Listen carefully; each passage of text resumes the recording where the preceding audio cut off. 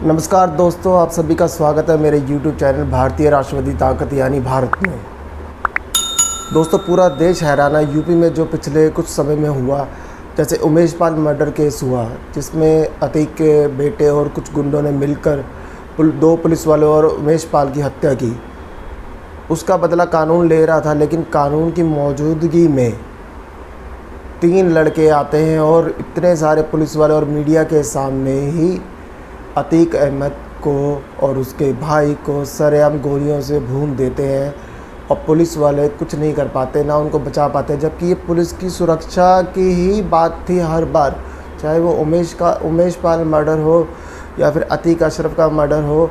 चाहे दोनों में हम कहें कि एक तो विक्टिम था और एक मुजरिम था, लेकिन मुजरिम भी हो, लेकिन वो कानून की उस टाइम सुरक्षा घेरे में थे। और कानून की सुरक्षा घेरे का मतलब है आपको कोई आप पर हमला ना कर सके, कोई आपकी हत्या ना कर सके, आपको कोई चोट ना पहुंचा सके। लेकिन उसके बावजूद जो कल रात को ये घटना हुई, क्या पुलिस सुरक्षा देने में इतनी नाकाम है कि 3 लड़के आते हैं, एक फेक आईडी बनाते हैं और मीडिया बनकर इंटरव्यू के दौरान दोनों भाइयों को सरेआम गोलियों से मार देते हैं। क्या ये यूपी में माफिया राज का अंत है? क्या उभरने वाले नए माफिया का शुरुआत? या फिर क्या पता इसमें क्या संदेह? क्योंकि जब सारी घटनाएं चल रही हैं तो उसी बीच में कई बयान आ रहे थे, ऐसे कि अतीक अहमद ने बड़े बड़े लोगों के नाम बताए हैं जो सोशल सर्विस से हैं या फिर जो सरकारी संस्थाओं से जुड़े हुए लोग हैं, जो बड़े बड़े अफसर थे, जो उसके साथ जिन्होंने उसके आगे बढ़ने में उसकी मदद की, जिसके पास उनके कई पैसे भी गए होंगे उन लोगों के पास, और अतीक की मदद करने के बदले में उन्होंने काफ़ी कुछ लिया हुआ अतीक से। तो क्या उनके नाम आ रहे थे? या फिर ये कोई गैंगस्टर था जिसने अतीक को हटाकर उसकी जगह लेने के लिए ये सब घटनाक्रम करवाया? क्योंकि वो 3 लड़के हैं, उन्होंने जब अतीक पर हमला किया, जो उन्होंने अपना अरेस्ट भी दे दिया, तो वो ये बता रहे हैं कि हम तो बड़े डॉन बनना चाहते थे, छोटे डॉन बनकर नहीं रहना चाहते थे, इसलिए इसको मारकर हमने सोचा कि हम बड़े डॉन बनेंगे। लेकिन आपको लगता है जो एक गली मोहल्लों के जो गैंगस्टर होते हैं उनके पास 5 से 6 लाख की एक पिस्टल होती है, उसका नाम जिगाना है, जो तुर्की में बनी हुई है, जो भारत में बैन है, सेमी ऑटोमेटिक पिस्टल होती है। उसके ज़रिए उन्होंने लगातार फायरिंग की और इतनी स्टिक फायरिंग की कि इतनी भीड़ में भी उन्होंने उन दोनों को बिल्कुल सरेआम सबके सामने मार दिया। और पुलिस और सारा जो मीडिया या जो भी वहाँ लोग मौजूद थे वो सब हक्के बक्के रह गए, किसी कुछ समझ ही नहीं आ पाया एकदम से ये क्या हो गया। और तैयारी देखो उनके पास डमी कैमरा बना कर लाए थे, डमी माइक लेके आए थे, माइक के साथ आईडी लेके आए थे नकली। मतलब इतनी तैयारी के साथ उन्होंने मारने की प्लानिंग की थी। ये कोई छोटी बात नहीं सकती, इसके पीछे साजिश तो ज़रूर है। या तो किसी ऐसे आदमियों की साजिश है जिन्होंने अतीक की उसमें मदद की थी और वो चाहते थे अतीक हमारे राज ना खोले, या फिर कोई ऐसा डॉन जो अतीक की जगह लेना चाहता है। तो क्या यूपी में आतंक का खात्मा हो रहा है या नए आतंक की शुरुआत होने वाली है आने वाले समय में? ये तो खैर समय ही बताएगा। लेकिन मुझे इस घटना को देखकर एक बात ज़रूर याद आती है, हर बड़े मुजरिम का अंत ऐसे ही होता है। ये बात मुझे बहुत पहले मेरे पिताजी ने बताई थी कि जितना बड़ा कोई बदमाश होता है वो उतनी ही बुरी मौत मरता है। और ये भी अतीक के साथ जो हुआ वो उसके साथ हुआ, जैसे उसने दूसरों के साथ किया उसके परिवार के साथ भी वही हुआ। लेकिन क्या ये बात उन लड़कों को समझ नहीं आई जिन्होंने ये हत्या की? क्यों? या फिर उस डॉन को समझ नहीं आ रही? अगर उसने मरवाया, किसी बड़े आदमी ने मरवाया, तो उसको ये बात समझ नहीं आ रही कि हर मुजरिम का अंत जो इस तरह की हरकतें करता है उसका हाल आखिर में ऐसा ही होता है। उसे भी उसी तरह की मौत मिलती है जिस तरह वो लोगों को मारने की कोशिश करता है। मुझे इसी बात को लेकर एक साउथ की फिल्म है सत्यदेव अ ब्रेव कॉप, शायद इसी फिल्म का एक डायलॉग है।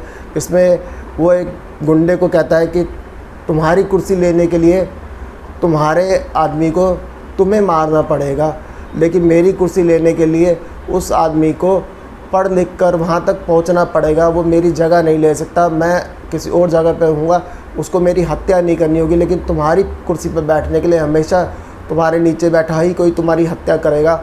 और ये बात हर माफिया को, हर गुंडे को समझ में आना चाहिए कि उसका अंत उसी के किसी आदमी से या उसके किसी दुश्मन के आदमी से होगा जो उसकी जगह लेने की तैयारी कर रहा है। हमें इस बात से यही सीख मिलती है कि हमें इन चीज़ों से बाहर निकलना होगा। हमें अपनी सोच को बदलना होगा, हमें लोगों की सोच को भी बदलना होगा, हमें अपने परिवार में बच्चों के ऊपर नज़र रखनी होगी कि बच्चे गलत रास्ते पर नहीं जा रहे। ये बहुत ज़रूरी हो गया है हमारे देश के लिए।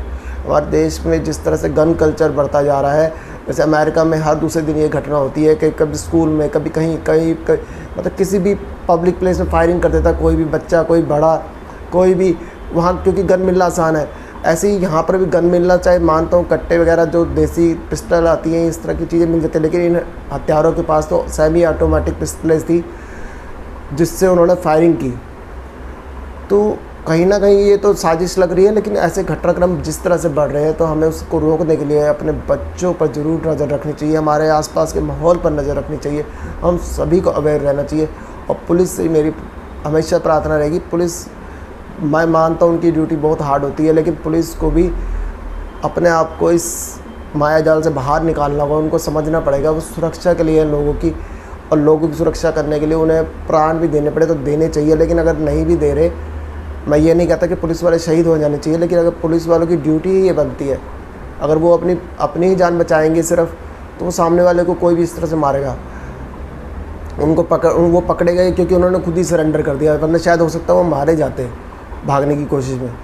लेकिन जो ये घटनाक्रम हो रहा है, पुलिस को, सरकार को भी चाहिए कि पुलिस वालों को ऐसा कुछ सुरक्षा उपकरण दे ताकि उनको भी गोली लगने का डर ना हो। उनको हमेशा जब किसी को सुरक्षा के लिए जाए तो उनके पास बुलेट प्रूफ जैकेट्स हों। यहाँ तक कि मैं कहता हूँ जिनको सुरक्षा दी गई है उनको भी बुलेट प्रूफ जैकेट्स पहनाए जाए उस टाइम, ताकि उन पर, जब आपको पता है इन पर हमला हो सकता है, तो उनको भी इस तरह से सुरक्षा दी जाए और उनको बंद गाड़ी में ले जाया जाए। ऐसे खुलेआम क्यों ले जाया जा रहा है? तो अतीक अहमद, कोई मुझे उससे सिंपैथी नहीं है, लेकिन जो हुआ वो गलत है। ये किसी अच्छे आदमी के साथ भी हो सकता है ना, जैसे उमेश पाल के साथ हुआ। उमेश पाल के साथ भी तो यही हुआ, उसने भी सिंपल कोट कपड़े पहने हुए थे। जब वो जा रहा है, घर तक आ रहा है, घर आने के बाद उतार देता क्योंकि कोर्ट जा रहा है, ठीक है। और पुलिस वालों को भी, वो जो 2 पुलिस वाले शहीद हुए उसके साथ, उनको भी सुरक्षा के तौर पे बुलेट प्रूफ जैकेट्स पहननी चाहिए थी, तो शायद वो आज हमारे बीच में होते हैं।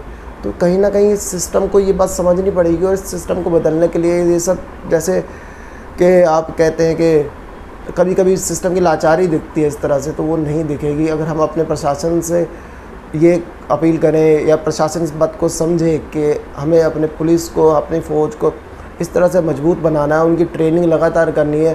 पुलिस वाले आमतौर पर देखिए कितने मोटे हो जाते हैं, भाग नहीं पाते।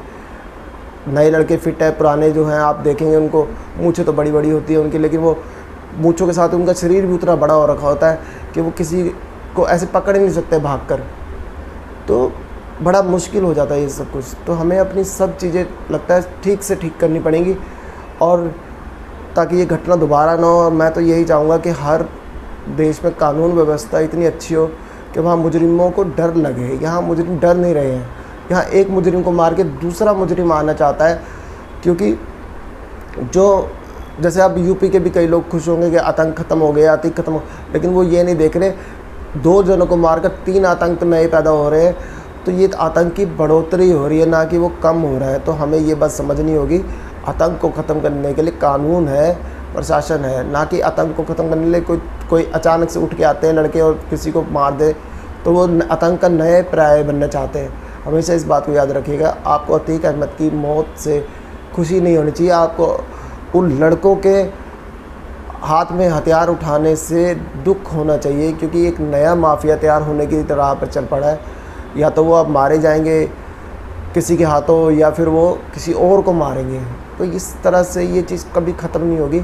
हमें अपने पुलिस को, अपने प्रशासन को इतना मजबूत बनाना पड़ेगा कि ये सब चीज़ कानून के तहत कंट्रोल की जाए। मैं बस आज के वीडियो में यही बताना चाहता था, जो हुआ वो गलत है। अपराधी हो या कोई हो, एक अपराधी को मारने के लिए दूसरा अपराधी अगर उसे मार रहा है, वो गैंगवार कहलाती है पुलिस सुरक्षा में। वो भी एक पुलिस के इतने बड़े घेरे में अगर कोई 2-3 लोग किसी क्रिमिनल को भी मार देते हैं, तो ये पुलिस की नाकामी है, असफलता है। और पुलिस को इसके लिए कुछ ना कुछ आगे भविष्य में जल्दी करना चाहिए कि हमारी सुरक्षा में अगर कोई आता है तो उसको बिल्कुल इस बात का डर ना हो कि उससे कुछ हो सकता है, बल्कि कोई गवाह, कोई किसी तरह का भी विटनेस हो, उसको भी ये लगे मैं पुलिस के साथ हूँ तो मैं मारा नहीं जाऊँगा। क्योंकि इन चीज़ों ने कहीं ना कहीं पुलिस को या पुलिस पर से विश्वास कम कर दिया उन लोगों का जो कभी सोचते होंगे कि हम अब गवाही देंगे किसी क्रिमिनल केस में और पुलिस हमारी रक्षा करेगी, तो उनको अब डर बैठ जाएगा कि पुलिस के घेरे में तो कोई भी किसी को मार सकता है। और मैं चाहता हूँ ये घटनाएं बदलें, ये रुके, और जितने भी लोग हैं उनको भी प्रशासन से ये मांग करनी चाहिए। बस आज की वीडियो में इतना ही दोस्तों, फिर मिलते हैं जल्दी ही।